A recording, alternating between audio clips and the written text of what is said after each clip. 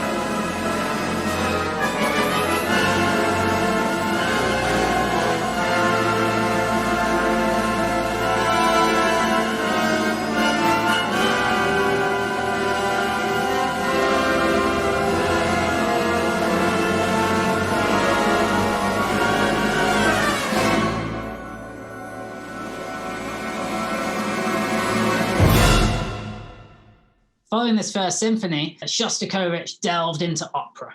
And it was his most recent opera, Lady Macbeth and Mtsensk, that really is one of the first key works that we'll explore. It was incredibly successful on both popular levels with the audience and official levels with the state, which is probably more important. It was described as a success of socialist construction of the correct policy of the party, and as an opera that could have only been written by a Soviet composer brought up in the best tradition of Soviet culture. That's a review at the time. Now, it's important to note here that composers at the time, their art was under constant scrutiny. You're going to hear two terms come up, formalist, which you can basically equate with avant-garde. It's a very negative label. And was kind of related to corrupt Western thought. And then at the other end of the spectrum is socialist realist or socialist realism. This formed the vast majority of approved art in the Soviet Union. You have to think idealized, uplifting, optimistic. Think of North Korean like street parade or something like that. So all is seemingly going very well for Shostakovich. But before I continue the story, take a listen to some of Lady Macbeth. So this is a little extract from Act 3, because I think it demonstrates both why the opera was wildly popular, but also perhaps why Shostakovich was heading towards an artistic reckoning. It's edgy, hyperactive, and it kind of doesn't hold a thought for a moment until it changes direction. So this is from Act 3 of Lady Macbeth.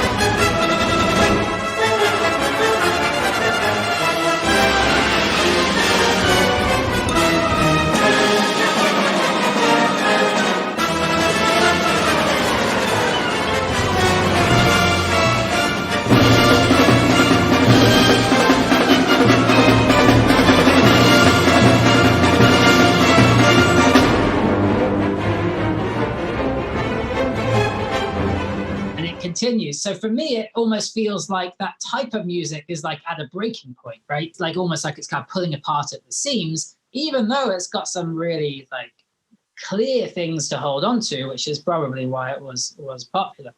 The key events that really changed Shostakovich's life happened on the 26th of January, 1936. And that was the day when Stalin himself visited the opera to watch Lady Macbeth in person. He left before the end. He didn't stay the whole time. Shostakovich was left to ponder this rather ominous signal for about 24 hours or so, until the infamous article "Muddle Instead of Music" was published in Pravda. Pravda is the communist newspaper. It really stunned the artistic community. So in the crudest of terms, the article described the music as quacking and hooting and panting. The editorial censored the work for rejecting the principles of classical opera. Its flaws were that it was bourgeois and formalist and distorted, rather than simple art that could be understood by the masses. It would take a while for the ramifications of this article to sink in, but Shostakovich was cast down overnight from this kind of star among young Soviet composers into the abyss of kind of cultural depravity. People crossed the street to avoid him, and he kept a suitcase packed with warm clothing should he be shipped to Siberia. Once Lady Macbeth had been singled out and denounced as formalist, Shostakovich found himself in an untenable position. I'm going to quote from a fantastic book, if you're interested in this type of thing. Laurel Fay's Shostakovich, A Life. Would be a great Christmas present. She describes the composer's position as follows. The idealistic vision of a Soviet music informed by cosmopolitan sophistication was no longer viable. In short, the only music deemed worthy of the working class was to be defined by its accessibility, tunefulness, and stylistic traditionalism. It was to be optimistic, aspiring to heroic exhilaration. Now, throughout this whole time, Shostakovich had a monumental work in progress, which was his Fourth Symphony. It's Mahlerian in its scope. It's massive, huge piece. It's hard to tell exactly where he was in the compositional process when this article happened. Most people assume he was somewhere in the finale. But he suddenly had a big choice. This piece was written before he knew he was going to be censored in almost its entirety. And for Shostakovich, he conceived the piece up front. He had the complete idea of how this piece was going to be before this article happened. As he recollected, after Muddle Instead of Music, the authorities tried to persuade me to repent and expire my sin. Instead of repenting, I wrote my Fourth Symphony. So I want to explore the Fourth Symphony in a little bit of depth, because it can definitely be described as the last work that Shostakovich composed free from this immense political pressure. And as you're listening, I will encourage you to think of the criteria that Shostakovich was being judged on. You know, is this optimistic, stylistically traditional, or is it cosmopolitan, formalist, and therefore dangerous? So here's the very beginning of the Fourth Symphony.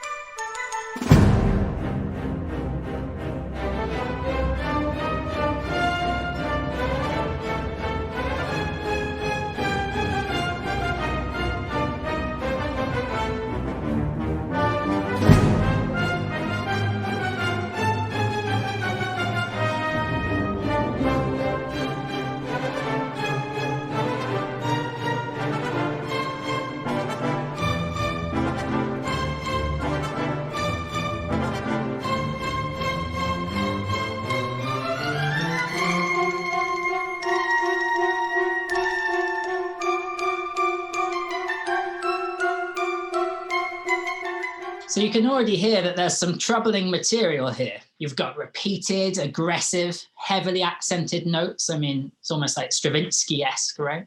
You've got some pretty abrasive dissonances. You've got rhythmic distortion that would be very difficult to describe as stylistically traditional. Even those opening chords, they don't establish any sense of key. There are some clearly defined melodies, but I challenge any of you to go and sing something you just heard. There's definitely not much in the way of tunefulness. For me, it sounds industrial, it sounds mechanical, very reflective of the Soviet Union at the time, but not this idealistic, uplifting portrayal that authority figures would certainly accept. Fast forward to the development section, this fragmented, chaotic nature of this first movement becomes even clearer. So I'm going to play you a section that features a frenetic fugato, followed by a march. You're going to hear this industrialized sound again. It's almost inhuman, and it's also extremely difficult to play. March sections, they tend to be incorporated to add accessibility. But listen to this one with these kind of big brass dissonant melodies over the top.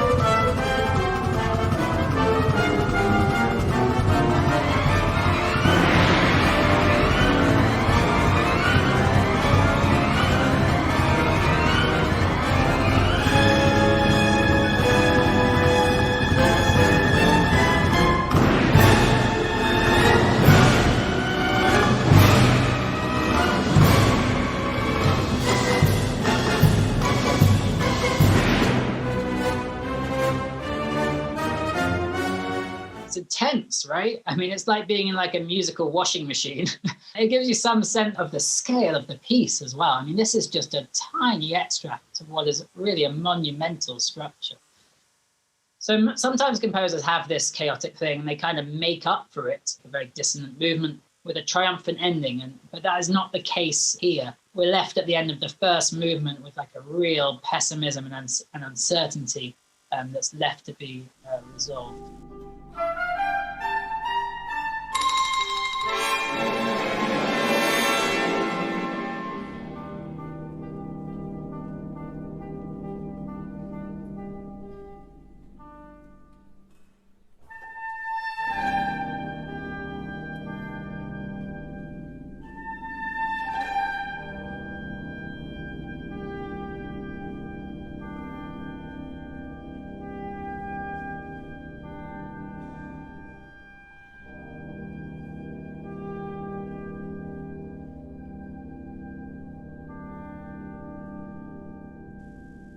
So we're going to return to that idea because at the end of the entire piece, the final clip I'm going to play you from this movement, there is a huge coda. You expect a glorious C major finale at the end of this C minor symphony. And just think of symphonic precedent of like Beethoven and Brahms, for example. Well, we almost get that. And really, I think that this coda at the end of the movement is the key thing in terms of whether this symphony would have been accepted or not. I actually wrote a dissertation under David Fanning, who is one of the major Shostakovich experts. He wrote the Grove article and things like that. And he believes that this ending is a reference to Stravinsky's Gloria. Now, it's a little bit complicated, but at the end of Stravinsky's Gloria, there's this acclamation made to the principal character. But the crowd that's kind of claiming this figure is completely ignorant of the misdeeds and the immorality of the character. So if you substitute Stalin into that, you've basically got a fanfare that is acclaiming a flawed character.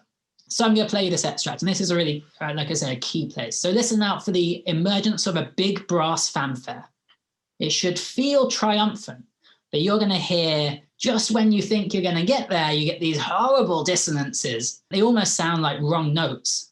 They plague the early part of the piece. And as it gets more and more intense, these wrong notes get kind of even more jarring. So what happens at the end? It's like a 2.5 minute extract, because this climax tries and tries to be triumphant, but it just fails. It's like it can't be triumphant. It's kind of failing under the weight of reality. What we're left at the end is this kind of desolate wasteland.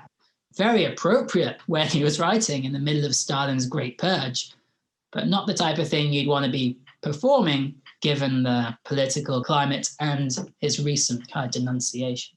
So here's the ending of the whole symphony.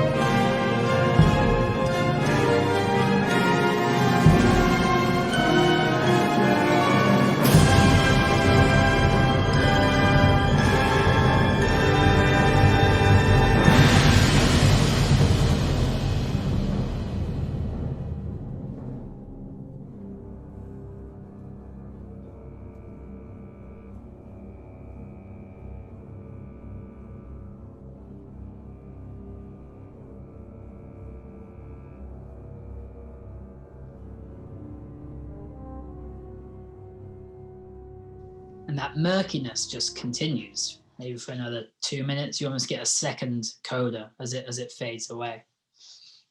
So the key event number 2. The premiere of the Fourth Symphony is scheduled for December 1936. Shostakovich admitted to trembling with fright, but it never happened. The performance was cancelled. And there was a press release going out that stated the composer had decided to withdraw the work. That's not the whole story. The most insightful account of the background to this comes from a guy called Isaac Glickman, who was at the rehearsals and was speaking to Shostakovich.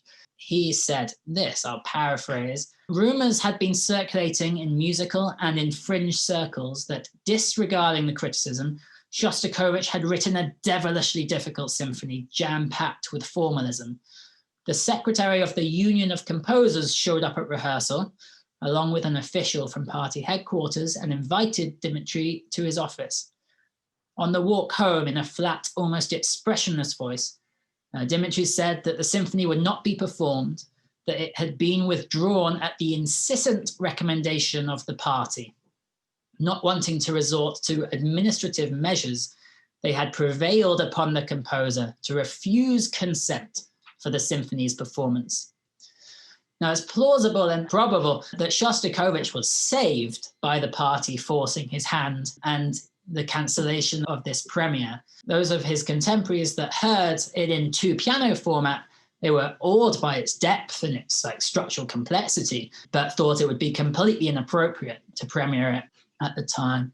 I mean, consider the background of Stalin's Great Purge. Many of his Shostakovich's friends and colleagues had disappeared without trace.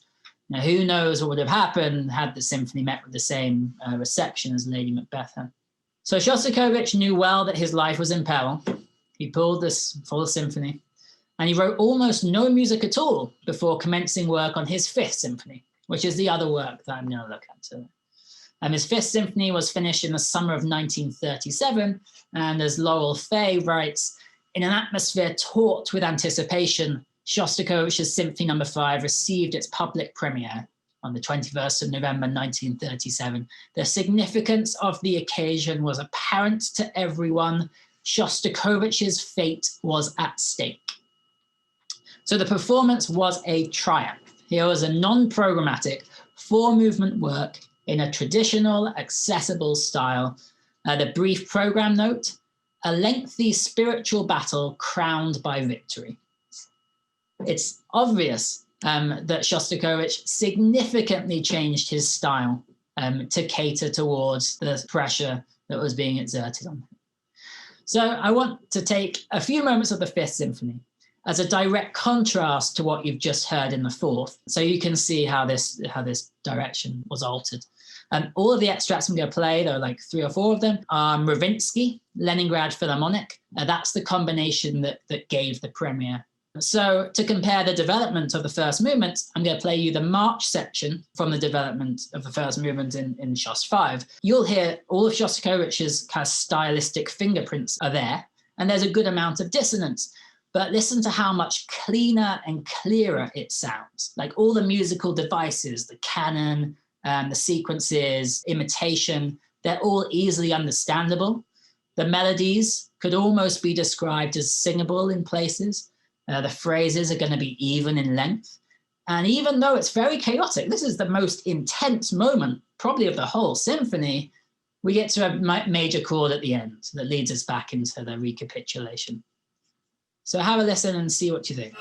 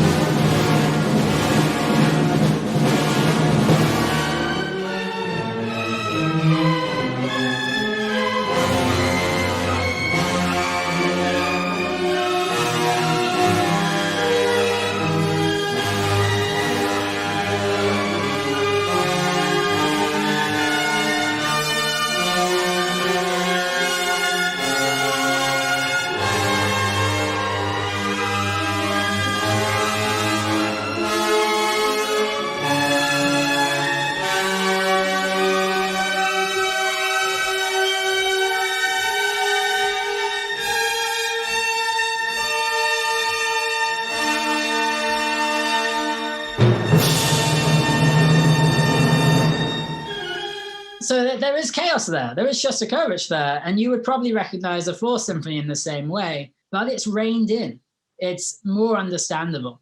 And like I say, that is the most intense that the Fifth Symphony gets. Another example. So appeal to the masses is a phrase that came up frequently associated with socialist realism. And the second movement absolutely does that. There are reports of people kind of in tears at the premiere. There are chorale sections, there are beautiful melodies. It's very heartfelt. It's very sad. There's a real sincerity of expression, but it's also very tonal. Now, some people said that Shostakovich could be in risky territory. This kind of allusion to Russian church music, coupled with this very sad, lonely, emotionally intense movement. Probably reason why he needed a fourth movement that was going to be very triumphant. But here's a little section of this beautiful slow movement, starting off with that chorale which comes back throughout.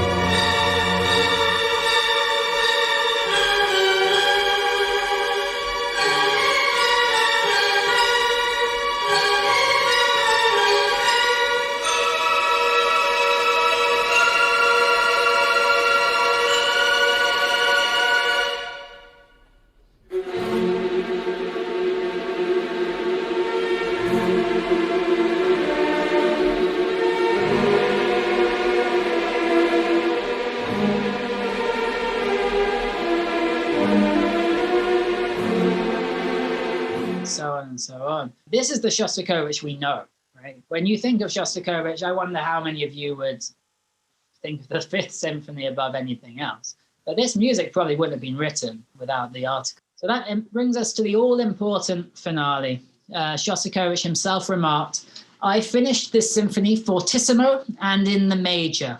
Everyone is saying that it is an optimistic and life-affirming symphony. I wonder what they would be saying if I had finished it pianissimo and in the minor." Fourth Symphony, pianissimo, and in the minor. Before I play this ending, there is a very interesting controversy over this finale that still divides conductors, namely about how fast to take the final coda.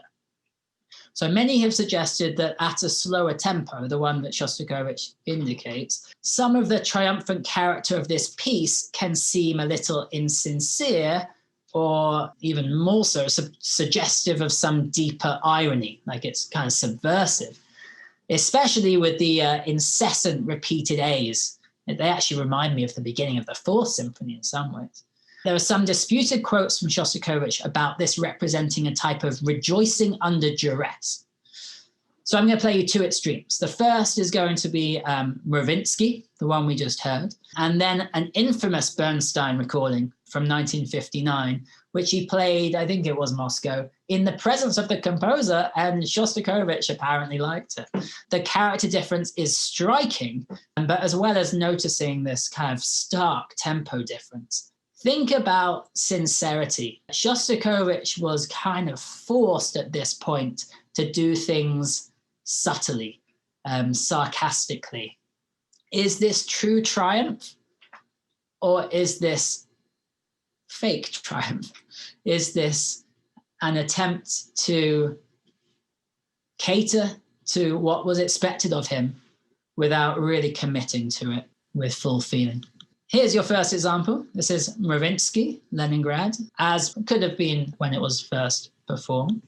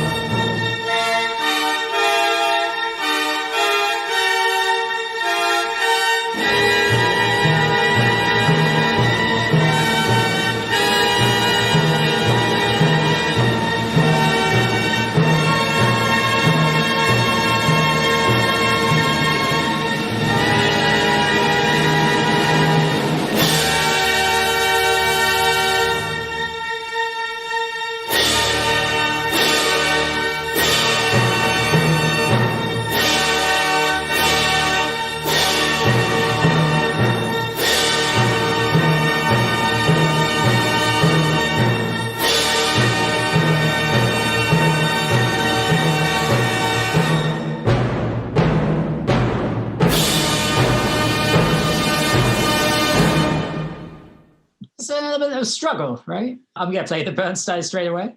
This one doesn't take quite as long.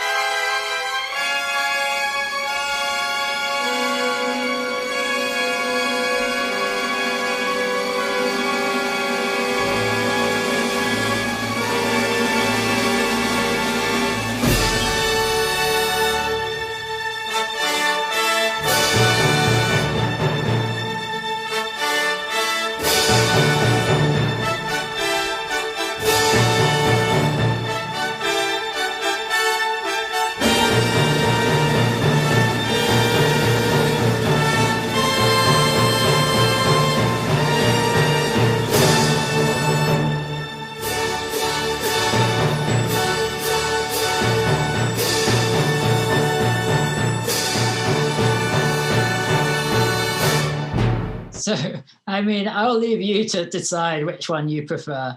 I'll tell you what I think anyway. For me, in the Bernstein, it's very exciting, right? But you can barely hear the repeated A's. And it almost sounds like, on top. The distinction of that figure is kind of completely lost. Maybe there's a fine middle ground, but I just love the struggle of Mravinsky and kind of like reaching towards the end, like trying with all your might to be trying. Well, while that's an interesting point of discussion, I'm sure you have your own preferences. For Shostakovich, fortunately, the Fifth Symphony didn't become victim to any unexpected political backlash. It satisfied the authorities of its sincere intent. And in fact, Shostakovich 5 set a kind of new standard for socialist realism. It was sent around the world to kind of show that Soviets can create high art. It's a proud contribution to symphonic literature. Two thoughts to leave you.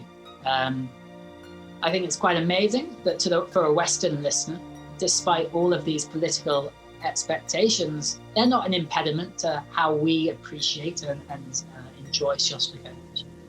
And for the composer himself to compose a masterpiece such as Shostakovich 5 under those extremely coercive circumstances, I think is truly remarkable. So there you have it, a glimpse into Shostakovich at this key moment of his career. There are those three key events: the Denunciation of Lady Macbeth, pulling the premiere of Shostakovich 4, and think about what type of composer Shostakovich would have been and what type of music he would have written if that had been allowed to go ahead. And then Shostakovich 5, ticking all the boxes of socialist realism and being able to carry on and reclaim his kind of high esteem in Soviet culture.